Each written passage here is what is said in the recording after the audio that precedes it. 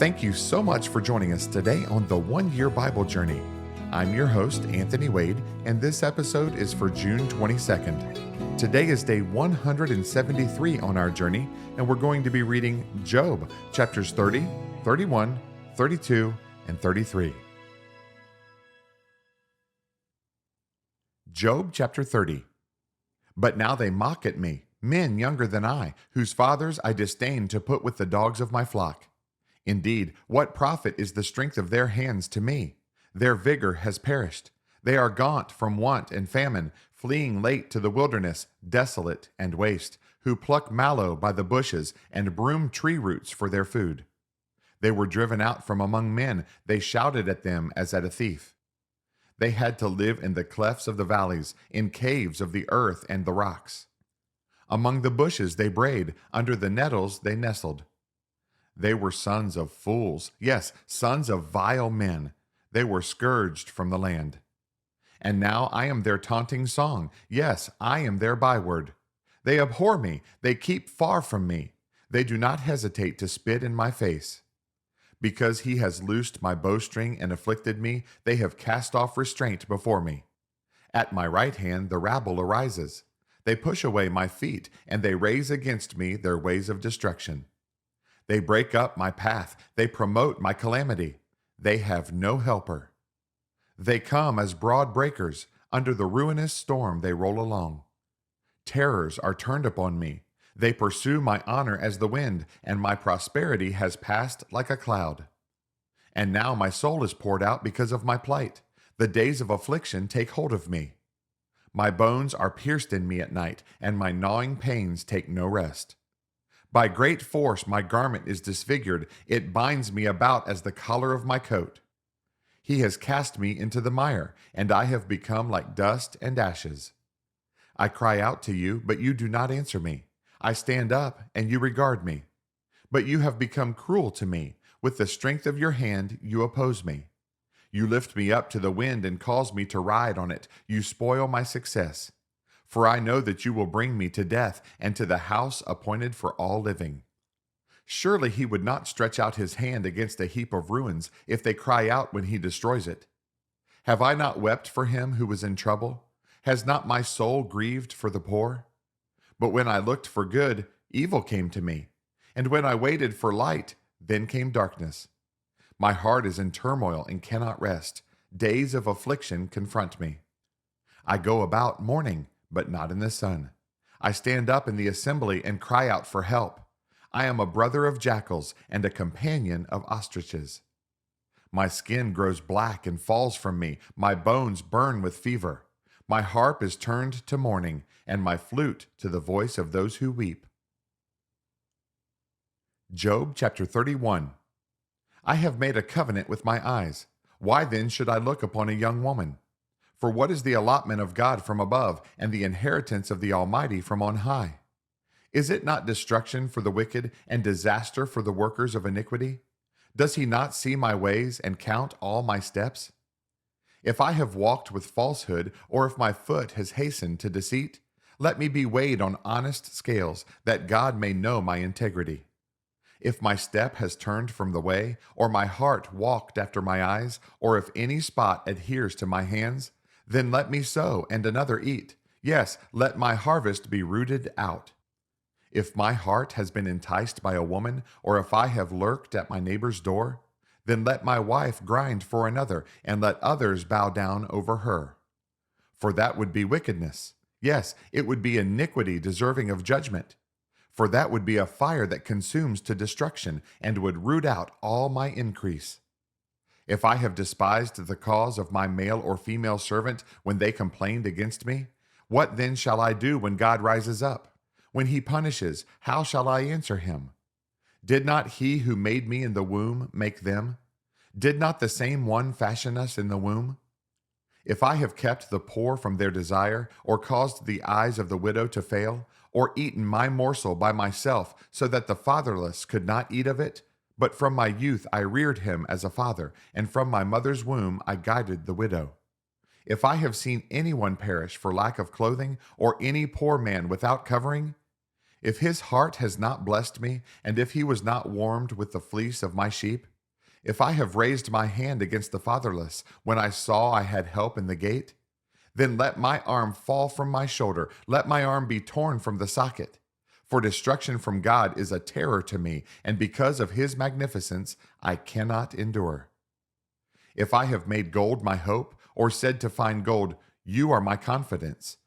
If I have rejoiced because my wealth was great, and because my hand had gained much, if I have observed the sun when it shines, or the moon moving in brightness, so that my heart has been secretly enticed, and my mouth has kissed my hand, this also would be an iniquity deserving of judgment, for I would have denied God who is above. If I have rejoiced at the destruction of him who hated me, or lifted myself up when evil found him, indeed, I have not allowed my mouth to sin by asking for a curse on his soul. If the men of my tent have not said, who is there that has not been satisfied with his meat? But no sojourner had to lodge in the street, for I have opened my doors to the traveler. If I have covered my transgressions as Adam by hiding my iniquity in my bosom, because I feared the great multitude and dreaded the contempt of families, so that I kept silence and did not go out of the door? Oh, that I had one to hear me. Here is my mark. Oh, that the Almighty would answer me, that my prosecutor had written a book. Surely I would carry it on my shoulder and bind it on me like a crown. I would declare to him the number of my steps. Like a prince, I would approach him. If my land cries out against me and its furrows weep together, if I have eaten its fruit without money or caused its owners to lose their lives, then let thistles grow instead of wheat and weeds instead of barley. The words of Job are ended. Job chapter 32. So these three men ceased answering Job, because he was righteous in his own eyes. Then the wrath of Elihu, the son of Barachel the Buzite, of the family of Ram, was aroused against Job. His wrath was aroused because he justified himself rather than God.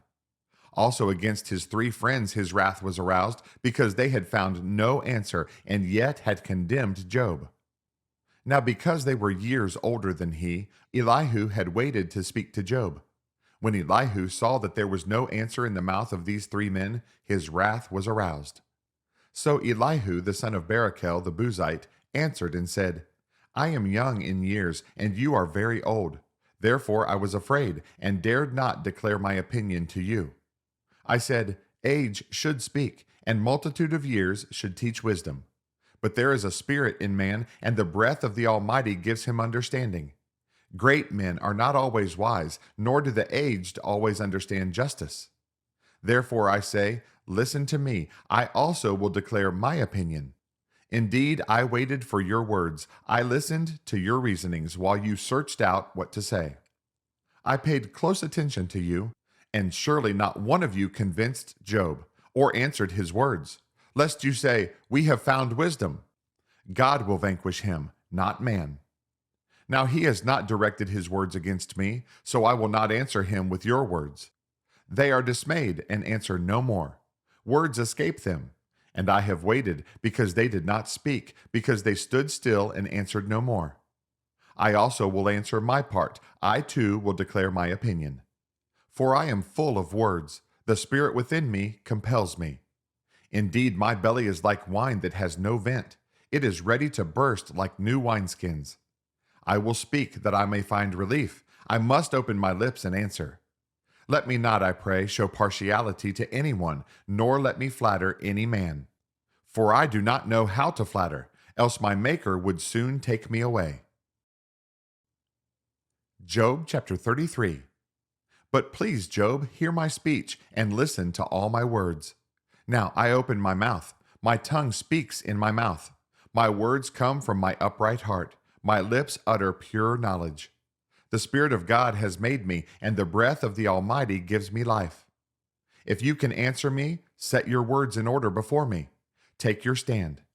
Truly, I am as your spokesman before God. I also have been formed out of clay. Surely no fear of me will terrify you, nor will my hand be heavy on you. Surely you have spoken in my hearing, and I have heard the sound of your words, saying, I am pure, without transgression. I am innocent, and there is no iniquity in me. Yet he finds occasions against me. He counts me as his enemy. He puts my feet in the stocks. He watches all my paths. Look, in this you are not righteous. I will answer you, for God is greater than man. Why do you contend with him? For he does not give an accounting of any of his words. For God may speak in one way or in another, yet man does not perceive it. In a dream, in a vision of the night, when deep sleep falls upon men while slumbering on their beds, then he opens the ears of men and seals their instruction. In order to turn man from his dead and conceal the pride from man, he keeps back his soul from the pit and his life from perishing by the sword. Man is also chastened with pain on his bed, and with strong pain in many of his bones, so that his life abhors bread, and his soul succulent food. His flesh wastes away from sight, and his bones stick out which were once not seen. Yes, his soul draws near the pit, and his life to the executioners.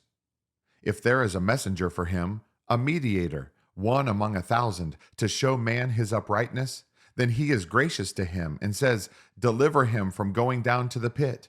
I have found a ransom. His flesh shall be young like a child's. He shall return to the days of his youth. He shall pray to God, and he will delight in him. He shall see his face with joy, for he restores to man his righteousness." Then he looks at men and says, "I have sinned and perverted what was right, and it did not profit me." He will redeem his soul from going down to the pit, and his life shall see the light. Behold, God works all these things, twice in fact, 3 times with a man, to bring back his soul from the pit, that he may be enlightened with the light of life. Give ear, Job, listen to me. Hold your peace, and I will speak. If you have anything to say, answer me. Speak, for I desire to justify you. If not, listen to me. Hold your peace, and I will teach you wisdom.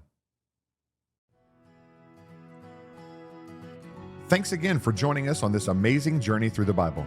For additional resources to help you grow in your walk of faith, please visit our website at anthonywade.org.